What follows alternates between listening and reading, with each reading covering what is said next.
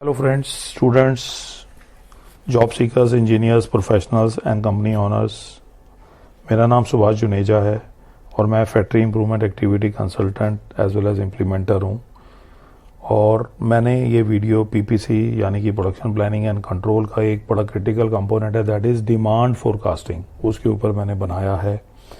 और ये सब्जेक्ट जो है बेसिकली कंपनी ओनर्स के लिए एज वेल एज जितने भी students, job seekers, engineers, professionals हैं जो अपने इंटरव्यूज़ वगैरह की तैयारी कर रहे हैं टेक्निकल के लिए, उनको भी ये काफ़ी हेल्पफुल होगा। और मैं उम्मीद करता हूँ कि आपने मेरा ये चैनल माई फैक्ट्री ट्रेनिंग आपने सब्सक्राइब कर दिया होगा। सब्सक्राइब करने का बेनिफिट ये रहता है कि जितनी भी मेरी वीडियोज़ हैं इस तरह की नॉलेज गेन करने की, आपको इमीडिएटली क्लिक हो जाता है और आपको नॉलेज मिलती है। और इसके साथ साथ लाइक करिए एंड शेयर जरूर करिए अपने फ्रेंड सर्कल या अपने ग्रुप के अंदर। चलिए अब हम शुरू करते हैं demand forecasting. Demand forecasting basically के 4 कंपोनेंट्स होते हैं, क्रिटिकल कंपोनेंट्स होते हैं। इसके अंदर पहला जो लेवल होता है वो होता है कि इन्वेंट्री ऑप्टिमाइज करता है ये, क्योंकि डिमांड फोरकास्टिंग जब हम करना शुरू करते हैं तो उसका सबसे पहला बेनिफिट यही है कि आपका इन्वेंट्री लेवल ऑप्टिमाइज हो जाएगा। दूसरा है इम्प्रूव, आपकी प्रोडक्शन प्लानिंग को इम्प्रूव कर देगा ये। और तीसरा जो आता है आपका सप्लाई चेन मैनेजमेंट के अंदर भी इफेक्टिव एंड कॉस्ट इफेक्टिवनेस आएगी। और फोर्थ आता है सपोर्ट फाइनेंशियल प्लानिंग्स, क्योंकि जब हम ये सब कर रहे होते हैं तो डेफिनेटली कॉस्ट इन्वॉल्व होती है, इन्वेस्टमेंट के डिसीजंस इन्वॉल्व होते हैं और उसके अंदर lot of raw material buying करना होता है, बजटिंग करनी होती है, तो उसको भी हम लोग एक बेटर वे में कंट्रोल कर देते हैं डिमांड फोरकास्टिंग से। तो स्पेशली बिजनेस ओनर्स के लिए भी ये सब्जेक्ट बड़ा क्रिटिकल एंड इम्पॉर्टेंट है और आप इंप्लीमेंट करिए अपनी फैक्ट्री के अंदर भी। अब डिमांड फोरकास्टिंग के 5 कंपोनेंट्स होते हैं जिसको मैंने इसको एलोबरेट करके मैंने बताया है। जैसे फोरकास्टिंग से ही, नाम से ही मालूम चल रहा है कि basically it is a historical sales data, और उस सेल्स डाटा के अंदर मैं फोरकास्टिंग कर सकता हूँ मेरी फ्यूचर डिमांड्स क्या रहेंगी। इसी तरीके से मार्केट ट्रेंड क्या चल रहा है आज की डेट के अंदर। अगर मैं आज की डेट के अंदर देखूं, मैं एक एग्जांपल देता हूं। कार मैन्युफैक्चरर्स जो हैं आज की डेट के अंदर वो स्टडी कर रहे होंगे कि भाई ईवी की डिमांड बढ़ती जा रही है, अब नॉन ईवी की डिमांड कम होती जा रही है। तो मेरे को ये मार्केट ट्रेंड से आइडिया लग रहा है। इसके बाद में नेक्स्ट लेवल जो आता है वो है मेरा सीजनैलिटी। ये बेसिकली क्या है कि अगर मैं कोई ऐसा प्रोडक्ट बना रहा हूँ जो विंटर से लिंक्ड है या रेनी सीजन से लिंक है, या मैं ऐसा प्रोडक्ट बना रहा हूँ जो समर के साथ में, जैसे अगर एसी की मैं बात करूँ, एयर कंडीशनिंग की बात करूँ, तो मेरी डेफिनेटली सेल समर के अंदर ज़्यादा होगी। अब यही अगर मैं बात करूँ कि मेरा ऑटो सेक्टर के अंदर, तो ऑटो सेक्टर के अंदर डेफिनेटली जो मेरी सेल बढ़ती है वो दिवाली के आस पड़ोस में बढ़ती है। तो ये सब फैक्टर्स हमें अंडरस्टैंड करने होते हैं जब मैं डिमांड फोरकास्टिंग करता हूँ। और इसके बाद में आता है इकोनॉमी इंडिकेटर्स। इकोनॉमी इंडिकेटर्स का मतलब ये है कि मेरा इन्फ्लेशन रेट क्या चल रहा है मेरी कंट्री में, या अगर मैं एक्सपोर्ट कर रहा हूँ तो उस कंट्री के अंदर। उसके अलावा अनएम्प्लॉयमेंट रेट क्या चल रहा है, इकोनॉमिक ग्रोथ है या नहीं है, क्योंकि ये बेसिकली कस्टमर की नब्ज को अंडरस्टैंड करने के लिए है या कंट्री की नब्ज को अंडरस्टैंड करने के लिए है।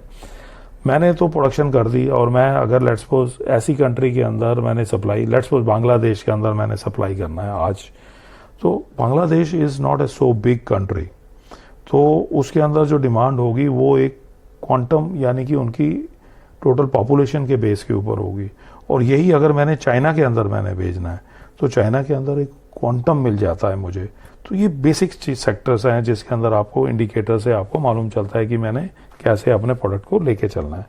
ऐसे ही प्रमोशनल एक्टिविटीज़ के अंदर भी जब मैं लॉन्च करता हूं तो मेरी फ्यूचर डिमांड के लिए क्या इम्पैक्ट आएगा, मेरी मार्केटिंग के लिए मैंने प्रमोशनल एक्टिविटीज़ कब करनी है ताकि मैं उतनी डिमांड ले सकूं। और ये ग्रेजुअल होती हैं कि अगर मैंने उस टाइम प्रमोशनल एक्टिविटी करी तो डेफिनेटली मेरा इम्पैक्ट आएगा, मेरे पास सेल तैयार होनी चाहिए। कई बार क्या होता है, प्रमोशनल एक्टिविटी कर दी लेकिन आपके पास प्रोडक्शन ही नहीं तैयार हुई तो वो फेलियर होने के चांस हो जाते हैं। तो you have to manage all these 5 sectors and these all 5 sectors are coming in the demand forecasting.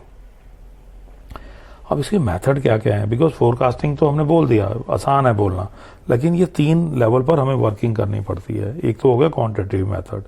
अब इसके 2 लेवल हैं, एक है टाइम सीरीज अब टाइम सीरीज के अंदर क्या है, बेसिकली अगर मैं auto regression integrated moving average लेता हूँ तो ये बेसिकली क्या है कि हिस्टोरिकल मैंने सेल डाटा लिया है, आइडेंटिफाई किया उसका पैटर्न क्या है। तो पैटर्न जब मैं इसको ड्रॉ कर लेता हूँ इन ए ग्राफिकल फॉर्म तो मुझे मालूम चलता है कि किस मंथ के अंदर क्या ट्रेंड चल रहा है। ऐसे ही रिग्रेशन एनालिसिस के अंदर ये होता है कि मेरे एनालिसिस मेरे को मालूम चलता है कि डिमांड वन और मोर इंडिपेंडेंट वेरिएबल्स। इससे क्या होता है कि मेरे को मैंने प्राइसिंग क्या रखी हुई है उस प्रोडक्ट की, एडवर्टाइजिंग स्पेंड्स क्या हो रहा है, ये सारे एनालिसिस हो रहे होते हैं। ऐसे ही क्वालिटेटिव डाटा, कई बार हम लोग क्या होता है एक्सपर्ट्स जजमेंट ले रहे होते हैं, जो इंडस्ट्री के एक्सपर्ट्स हैं उनसे हम बात कर रहे होते हैं कि now what is the future for 2025 2026, तो इस तरीके से हम बात कर रहे होते हैं। या कई बार फेडरेशंस हैं या एसोसिएशंस हैं वो भी अपना डाटा रिलीज़ कर रही होती हैं, गवर्नमेंट डाटा भी रिलीज़ कर रहे होते हैं कि उस महीने उस साल के अंदर जो है हमारा ये क्वांटम बढ़ने वाला है या ये घटने वाला है। मार्केट रिसर्च करनी बहुत ज़रूरी होती है। एक डेल्फाई सिस्टम होता है जिसके अंदर क्या होता है कि एक पैनल ऑफ एक्सपर्ट्स बिठा करके उनसे हम डिस्कस करते हैं इंडिपेंडेंटली और फिर उसको कंबाइन करके हम स्टडी करते हैं कि भाई कौन सा बेस्ट है, कौन सा हमें ट्रेंड मिल रहा है जिसके अंदर की हम फोरकास्टिंग कर सकते हैं। और एक तीसरा होता है जो हाइब्रिड मेथड होता है जिसके अंदर क्या है कि हम इन दोनों मेथड को भी कंबाइन करके अपनी एक स्टैटिस्टिकल डाटा बना लेते हैं।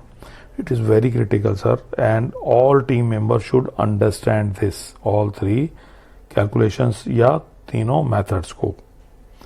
अब मैंने जैसे पहले भी बोला कि अगर हमें अच्छा अंडरस्टैंड करना है तो हमें एक एग्जांपल से समझना होगा। जैसे retailer wants forecast of demand winter jackets के लिए upcoming seasons.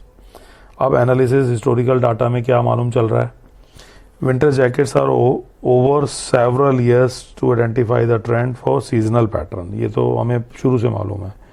Considering market trends क्या है, करंट मार्केट ट्रेंड क्या हो रहा है, such the increasing interest into the eco friendly product in a new fashion trend.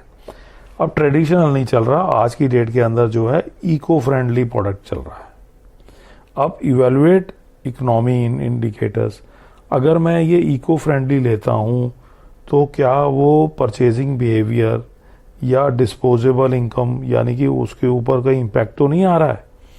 और चौथा क्या आएगा, अकाउंट फॉर प्रमोशंस। अब मैं कोई नई चीज़ तो बनाने जा रहा हूँ, अब उसके अंदर मेरे को डिस्काउंट्स, मेरा मार्केटिंग के अंदर मैंने प्लान करना है, वो मेरी कितना डिमांड के ऊपर इम्पैक्ट डालेगा, तो ये अंडरस्टैंड करना जरूरी है।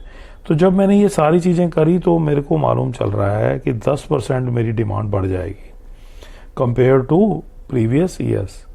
तो अब मेरे को 10% एडिशनल वर्किंग करनी पड़ेगी प्रोडक्शन पॉइंट ऑफ व्यू से।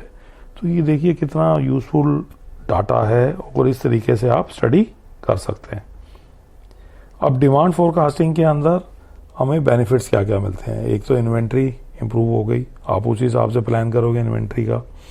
प्रोडक्शन एफिशिएंसी बढ़ाओगे डेफिनेटली, जब 10% बढ़ाना है तो आप कोशिश ये करोगे मेरे को 10% मेरी एफिशिएंसी बढ़ जाएगी, रादर आप कोई नई मशीनरी सेटअप लगाओगे। उसके अलावा आपकी सप्लाई कोऑर्डिनेशन ज़्यादा अच्छा होगा, सप्लाई चेन का। आप पहले ही अपने वेंडर्स को तैयार कर दोगे भाई इस बार ही 10% ज़्यादा बनाना है, तो आप अपने शिफ्टों का प्लान वैसे कर लीजिए। उसके बाद में फोर्थ है स्ट्रेटेजिक प्लानिंग भी अच्छी हो जाएगी, ताकि मैं जब मार्केटिंग करूंगा तो मेरा प्राइसिंग वगैरह भी उसी हिसाब से हो जाएगा, कंसिडरिंग मेरे जो मार्केटिंग के एक्सपेंसेस वगैरह जो आ रहे हैं। और इन समरी अगर मैं बात करूं तो एक ये प्रिडिक्टिंग करने के लिए कस्टमर डिमांड को बहुत अच्छा टूल है, जिसके अंदर हम क्या क्या चीज़ें लेते हैं। जो मैं अगर समराइज करूं तो हिस्टोरिकल डाटा लेते हैं, मार्केट सम एनालिसिस होता है, एक्सपर्ट जजमेंट होती है और बिजनेस प्लान इफेक्टिवली करने मिलता है हमें, और रिसोर्स एफिशिएंटली हम कर सकते हैं प्लानिंग, और हमारा गोल अचीव इफेक्टिवली होता है। Let's connect with us sir and subscribe my channel. My channel is a my factory training, और ये 4 लेवल हैं जिसके अंदर आप अपनी सक्सेस को ले सकते हैं। कंटिन्यूअस लर्निंग, और कंटिन्यूअस लर्निंग आएगी आपकी जब ये वॉच करेंगे मेरे जितने भी वीडियोस हैं, और हर वीडियो के अंदर आपको कहीं ना कहीं लर्निंग मिलेगी। दूसरा है आपको प्रॉब्लम सॉल्विंग बनना है, प्रॉब्लम सॉल्वर बनना है, अपने अंदर ये अप्रोच पैदा करनी है। वो तभी आएगी जब ये मेरे जितने वीडियोस हैं टेक्निकल उनको आप अंडरस्टैंड करेंगे और समझेंगे। Practice and improve the skills, जब ये करेंगे तो आपका डेफिनेटली स्किल इम्प्रूव होगा एंड प्रैक्टिस करेंगे। एंड फोर्थ, जिसको मैं ये जितनी भी वीडियो मैं बना रहा हूँ, मेरा जो आउटकम है वो ये है कि आप कॉन्फिडेंट बनिए और फोकस अप्रोच के साथ वर्किंग करिए।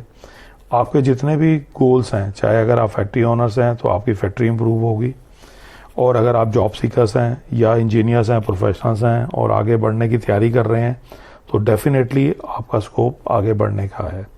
और मैं ये चाहूँगा कि आप मेरी ये जितनी वीडियोज़ हैं इनको लाइक ज़रूर करिए और शेयर करिए आपके जितने भी फ्रेंड सर्कल्स या ग्रुप के अंदर हैं। They will also have the benefits from this. Thank you.